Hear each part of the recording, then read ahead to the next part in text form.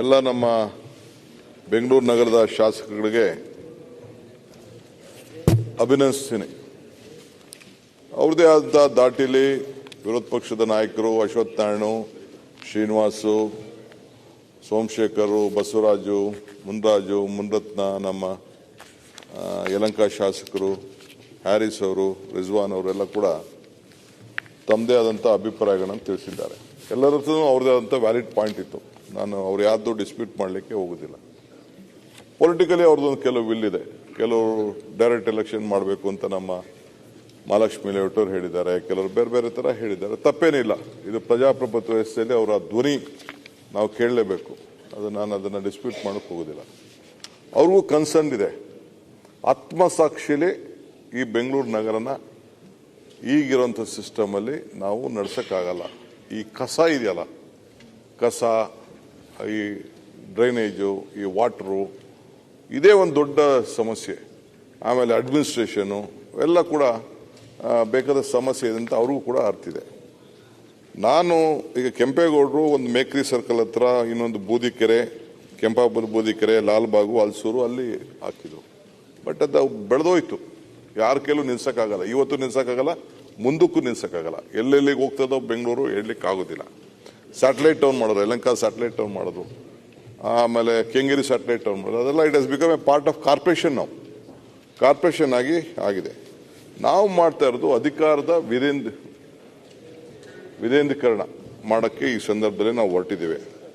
ಡೆಲ್ಲಿ ವಿಚಾರ ನಾನು ಮಾತಾಡೋಕ್ಕೆ, Delhi is A different structure. But ಇವತ್ತೇನು ಮುಂಬೈಲಿ ಏನಿದೆ, ಅವತ್ತು ಮೊದಲೇ ಪವರ್ಸ್ ಎಲ್ಲ ಕೊಟ್ಬಿಟ್ಟಿದ್ರು ಅವರು, ಮುಂಬೈನವರು. ಈಗ ಫಂಡ್ಸ್ ವಿಚಾರ ಮತ್ತೊಂದೆಲ್ಲ ನಾವೆಲ್ಲ ಚರ್ಚೆ ಮಾಡ್ತಾ ಇದ್ದೀವಿ.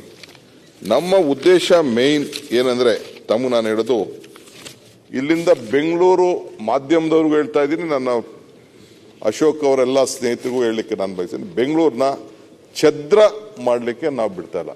ಬೆಂಗಳೂರನ್ನ ಗಟ್ಟಿ ಮಾಡಲಿಕ್ಕೆ ಈ ಒಂದು ವ್ಯವಸ್ಥೆನ ಮಾಡ್ತಾ ಇದ್ದೀವಿ. We want to make it strong. Bengaluru ಗೌರವನ ಉಳಿಸ್ಬೇಕು. ವಾಜಪೇಯಿ ಅವರು ಮಾಡಿದ ಮಾತು ಇದೇ ಅಸೆಂಬ್ಲಿ ಕೆಳಗಡೆ ನನಗೆ ನೆನಪಿದೆ. ನಾನು ಅರ್ಬನ್ ಏರ್ಪೋರ್ಟ್ ಇನಾಗ್ರೇಷನ್ ಬಂದಾಗ ಅವರೊಂದು ಮಾತು ಹೇಳೋದು, ದಿ ವರ್ಲ್ಡ್, ಅಷ್ಟು 5-6 ಜನ ಪ್ರೈಮ್ ಮಿನಿಸ್ಟರ್ಗಳು ಬಂದ್ಬಿಟ್ಟಿದ್ರು ಬೆಂಗಳೂರಿಗೆ. ವರ್ಲ್ಡ್ ಲೀಡರ್ಸ್ ಎಲ್ಲ ಬಂದ್ಬಿಟ್ಟಿದ್ರು. ಬಂದು ಚೈನಾ, ಜಪಾನು, ಪೋಲ್ಯಾಂಡು, ಬ್ರಿಟಿಷು, ಇನ್ನೊಂದು ಯಾವುದೋ ಒಂದು ದೇಶದವ್ರು ಬಂದಿದ್ರು. ಆಗ ಅವ್ರೇನು ಹೇಳಿದ್ರೆ, ಇಂಟರ್ನ್ಯಾಷನಲ್ ಏರ್ಪೋರ್ಟ್ ಇನಾಗ್ರೇಷನ್ಗೆ ಬಂದಿದ್ರು. ನಾರಾಯಣ ಮೂರ್ತಿ ಅವ್ರನ್ನ ಅಧ್ಯಕ್ಷರು ಮಾಡಿದ್ದು ನಾವು. ನಾನಾಗ ಬೆಂಗಳೂರು ಅರ್ಬನ್ ರೂರಲ್ ಮಿನಿಸ್ಟ್ರು. ಬರೀ 6 ಲಕ್ಷ ರೂಪಾಯಿಗೆ ಅಕ್ವಿಷನ್ ಮಾಡಿಸ್ತೇವೆ ಅಧ್ಯಕ್ಷ. 4,000 ಎಕರೆಯಲ್ಲಿ 4,000 ಎಕರೆಯಲ್ಲಿ 2,000 ಎಕರೆ ಗೌರ್ಮೆಂಟ್ದು, ಇನ್ನು 2,000 ಎಕರೆ ಇರೋದು. ಪಾಪ ಅವರೆಲ್ಲ ನೆನೆಸ್ಕೊಳ್ಬೇಕು. ಬರೀ 6 ಲಕ್ಷ ರೂಪಾಯಿ ಕೊಟ್ಟರು ಜಮೀನ ಅವತ್ತು ಈ ಏರ್ಪೋರ್ಟ್ ಮಾಡ್ಬೇಕಾರೆ. ಆಗ ಬಂದವರದು ವರ್ಲ್ಡ್ ಲೀಡರ್ಸ್ ಒಂದು ಕಾಲದಲ್ಲಿ ಫಸ್ಟು ದೆಹಲಿಗೆ ಬಂದ್ಬಿಟ್ಟು ಕಲ್ಕಟ್ಟಾಗೆ ಹೋಗ್ತಾ ಇದ್ರು, ಚೆನ್ನೈಗೆ ಹೋಗ್ತಾ ಇದ್ರು, ಮುಂಬೈಗೆ ಹೋಗ್ತಾ ಇದ್ರು, ಬೆಂಗಳೂರು ಬರ್ತಾ ಇದ್ರು. ಈಗ ಬೆಂಗಳೂರು ಬಂದ್ಬಿಟ್ಟು ಹೋಗ್ತಾ ಇದ್ದಾರೆ ಅಂತ. ಇದಕ್ಕೆ ಕಾರಣ ನಮ್ಮಲ್ಲಿರೋಂಥ ಆಳ್ತ. ಬರೀ ಕೃಷ್ಣ ಗೌರ್ಮೆಂಟ್ ಮಾಡ್ತು, ಬೇರೆ ಗೌರ್ಮೆಂಟ್ಗಳು ಮಾಡ್ತಲ್ಲ. ಇಲ್ಲಿರೋಂಥ ಜನ ಅಷ್ಟು ವಿದ್ಯಾವಂತರಿದ್ದಾರೆ, ಬುದ್ಧಿವಂತಿದ್ದಾರೆ, ಪ್ರಜ್ಞಾವಂತಿದ್ದಾರೆ. ಇಲ್ಲಿ ಎಜುಕೇಶನ್ ಲೆವೆಲ್ ಅವತ್ತಿನ ಕಾಲದಲ್ಲೇ ಇವರು ಜವಾಹರ್ಲಾಲ್ ನೆಹರು ಅಂತವ್ರು ಇಲ್ಲೇ ಯಾಕೆ ಇಸ್ರೋ ಮಾಡಬೇಕಾಯ್ತು, ಇಲ್ಲೇ ಯಾಕೆ HMT ಮಾಡಬೇಕಾಯ್ತು, ಇಲ್ಲೇ ಯಾಕೆ HAL ಮಾಡಬೇಕಾಯ್ತು, ಇಲ್ಲೇ ಎಲ್ಲ ITI ಯಾಕೆ ಇಲ್ಲೇ ಮಾಡಬೇಕಾಯ್ತು, ಎಲ್ಲ ಕೂಡ ಅವತ್ತಿನ ಕಾಲದಲ್ಲೇ. ಬಿಕಾಸ್ ಇಟ್ಸ್ ಟೆಕ್ನಾಲಜಿಕಲ್ ಹಬ್ ಇದು.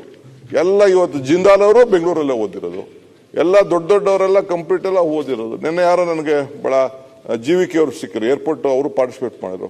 ಅವರು RV ಕಾಲೇಜಲ್ಲೇ ಓದೋದು, GVK. ಸೊ ಎಲ್ಲೆಲ್ಲ ಅವತ್ತಿನ ಕಾಲದಲ್ಲಿ ಉತ್ತರ ಭಾರತದಿಂದ ಎಲ್ಲ ಬಂದು ಅಲ್ಲೇ ಓದ್ತಾ ಇದ್ರು. ಈಗ ನಿಮ್ಮಲ್ಲೇ ಗೊತ್ತಿದೆ, ನಿಮ್ಮ ಮಂಗಳೂರಲ್ಲಿ ಎಷ್ಟು ಬ್ಯಾಂಕು, 7 ಬ್ಯಾಂಕ್ ನೀವು ತಯಾರು ಮಾಡಿದ್ರಿ. It was a financial hub ನಿಮ್ದು. ಇವತ್ತು ಟೂರಿಸಂಗೆ ನಿಮ್ಮಲ್ಲಿ ಈ ಧಾರ್ಮಿಕವಾದ ಟೂರಿಸಮು, ಕೋಸ್ಟಲ್ ಟೂರಿಸಮ್ ಎಷ್ಟೋ ಶಕ್ತಿ ಇದೆ. ಇವತ್ತು ನಿಮ್ಮಲ್ಲಿರೋ ಎಜುಕೇಷನ್ ಎಲ್ಲಿದೆ? ಬಟ್ ಆ ಹುಡುಗರುಗಳನ್ನ ನಾವು ಉಳಿಸ್ಕೊಳಕ್ ಆಗ್ತಾ ಇಲ್ಲ, because of various other reason. ನಾನು ಅದಕ್ಕೆ ಚರ್ಚೆ ಮಾಡಕ್ ಹೋಗೋದಿಲ್ಲ. ಸೊ ಬೆಂಗಳೂರಿಗೆ ನಾವು ಈ ಸಂದರ್ಭದಲ್ಲಿ ಕೆಂಪೇಗೌಡರು ಏನು 4 ಗಡಿ ಆಗಿತ್ತು, ಅದು ಮಿತ್ ಹೋಗ್ಬಿಟ್ಟಿದೆ. ಈಗ ನಾನು ಆಗಲೇ ಹೇಳಿದೆ, ನಾನು ಬೆಂಗಳೂರು ಜಿಲ್ಲೆ ನಾನು ಅಂತೇಳಿ. ಈಗ ರಾಮನಗರ ಜಿಲ್ಲೆ ಅಂತ ಒಂದು ಹೆಸರಿಟ್ಟು ಒಂದು 4 ತಾಲೂಕು ಸೇರಿಸ್ಬಿಟ್ಟು, ಈಗ ಬೆಂಗಳೂರು ಗ್ರಾಮಾಂತರ ಅನ್ನಿಸ್ಬಿಟ್ಟು ಹೊಸಕೋಟೆ, ನೆಲಮಂಗಲ, ದೇವನಹಳ್ಳಿ ಇದನ್ನ ಸೇರಿಸ್ಬಿಟ್ಟು, ದೊಡ್ಡಬಳ್ಳಾಪುರ ಸೇರಿಸಿ ಅದನ್ನ ಮಾಡಿಬಿಟ್ಟು, ನಗರ ಜಿಲ್ಲೆ ಅಂತ ಸೇರಿಸಿ ಆನೇಕಲ್ಲು ಇವ್ರದ್ದೆಲ್ಲ, ಶ್ರೀನಿವಾಸ್ ಅವ್ರ ಕಾನ್ಸ್ಟಿಟ್ಯೂನ್ಸಿ, ಕೃಷ್ಣಪ್ಪನವ್ರ ಕಾನ್ಸ್ಟಿಟ್ಯೂನ್ಸಿ ಇವೆಲ್ಲ ಸೇರಿ ಒಂದಷ್ಟು ಯಶವಂತಪುರ ಎಲ್ಲ ಸೇರಿ ಅದು ನಗರ ಅಂತ ಮಾಡಿಬಿಟ್ಟು ಸಿಟಿ ಅಂತ ಬಿಟ್ಟು we have divided. Rural district ಅಷ್ಟೇ. ಈಗ ಹುಬ್ಳಿ ಅದು 3 ಜಿಲ್ಲೆ ಆಗೋಯ್ತು, ನಿಮ್ಮದು 2 ಜಿಲ್ಲೆ ಆಗೋಯ್ತು, ಉಡುಪಿ ಜಿಲ್ಲೆ, ದಕ್ಷಿಣ ಕನ್ನಡ ಜಿಲ್ಲೆ ಅಂತ ಆಗೋಯ್ತು. ಸೊ ಬೇರೆ ಬೇರೆ ಜಿಲ್ಲೆ, ಈಗ ಗದಗ ಜಿಲ್ಲೆ ಒಂದ್ ಕಡೆ ಆಯ್ತು, ಹಾವೇರಿ ಜಿಲ್ಲೆ ಒಂದ್ ಕಡೆ ಆಗೋಯ್ತು, ಧಾರವಾಡ ಜಿಲ್ಲೆ ಆಗೋಯ್ತು. Because of the administration, because of the decentralisation. ಪಾಪ ನಮ್ಮ ಇವ್ರು ಹೇಳ್ತಾ ಇದ್ರು ನಾಮಿನೇಷನ್ಗೆಲ್ಲ ಅವಕಾಶ ಮಾಡಿಕೊಡಕ್ಕೆ ಹೋಗ್ಬಿಡಿ ಅಂತ. GBಯಲ್ಲಿ there is no nominated members, ಅದನ್ನ ತಲೆಯಲ್ಲಿ ಇಟ್ಕೊಂಡಿದ್ದು ನಾವು. Only elected members of the Lok Sabha and Rajya Sabha, MLAs, MLCs who are which are the constitutions fall within the GBA are the members of are the eligible for voters ಅಂತ ಅದನ್ನ ನಮ್ಮ ಇದರಲ್ಲಿ ನೀವು ನೋಡಿ, ಸೆಕ್ಷನ್ 5 ಅಲ್ಲಿ ನೀವು ನೋಡಿ. ಯು ಪ್ಲೀಸ್ ಲುಕ್ ಅಟ್ 9.5 ಅಲ್ಲಿ ನೀವು ಓದಿ. ಸೊ ಹಂಗೆ ನಮಗೂ ಅರ್ಥ ಆಗ್ತದೆ. ಈ ಬೇರೆಯವ್ರನ್ನ ಈಗ ನಾಮಿನೇಟ್ ಮಾಡ್ಬಿಟ್ಟು ನಾವು MLCಗಳನ್ನೆಲ್ಲ ನಾಮಿನೇಟ್ ಮಾಡಿರ್ತೀವಿ, ರಾಜ್ಯಸಭಾ ನಾಮಿನೇಟ್ ಮಾಡಿರ್ತೀವಿ, 1-2 ಜನ ತಂದು ಮಾಡೋಂಥದ್ದು. ಅವ್ರಿಗೆಲ್ಲ ದೇವಿಲ್ಲ, ಅವ್ರದ್ದೇ ಆದಂಥ ನಾನು ಅದನ್ನು ಚರ್ಚೆ ಮಾಡೋಕ್ಕೆ ಹೋಗೋದಿಲ್ಲ.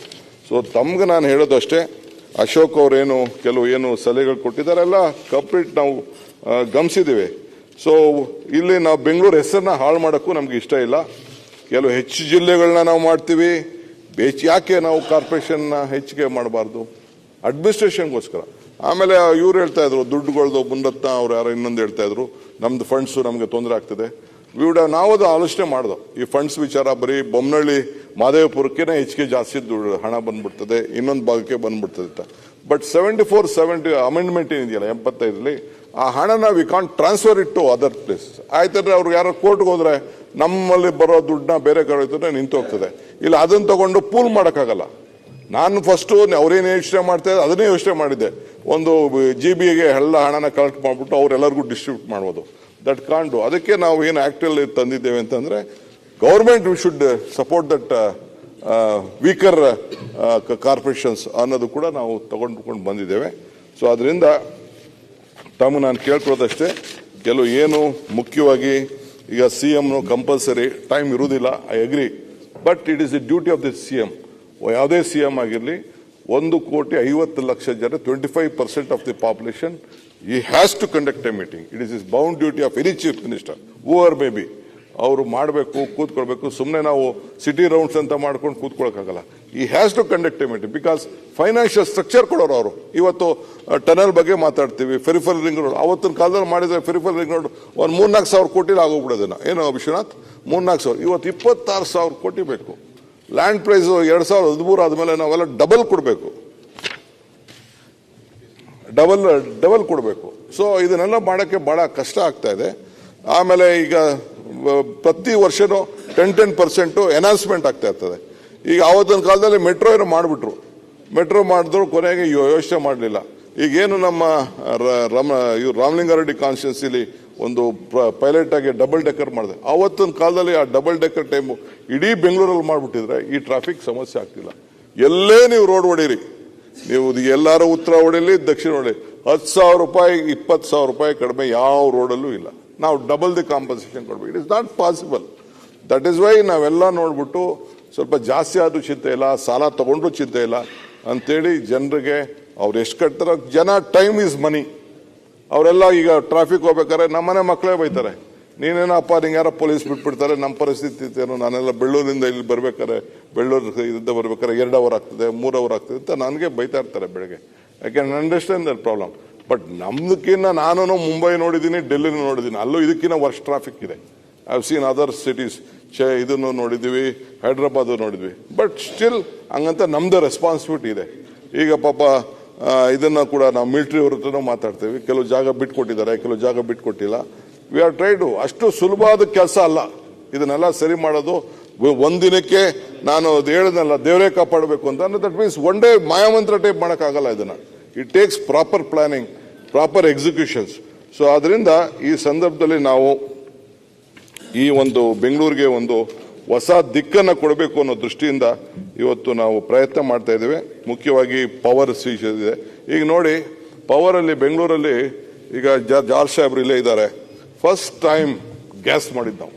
ಇವರು ಯಲಹಂಕ ಕ್ಷೇತ್ರದಲ್ಲೇ ಹೋಗಿ ರಿಕ್ವೆಸ್ಟ್ ಮಾಡಿಕೊಂಡು ಅಲ್ಲೆಲ್ಲ ಮಾಡಬೇಕು ಅಂತಿದ್ರು. ಅಲ್ಲಿ ಜಾಗ ಉಳ್ಕೊಂಡಿತ್ತು. 340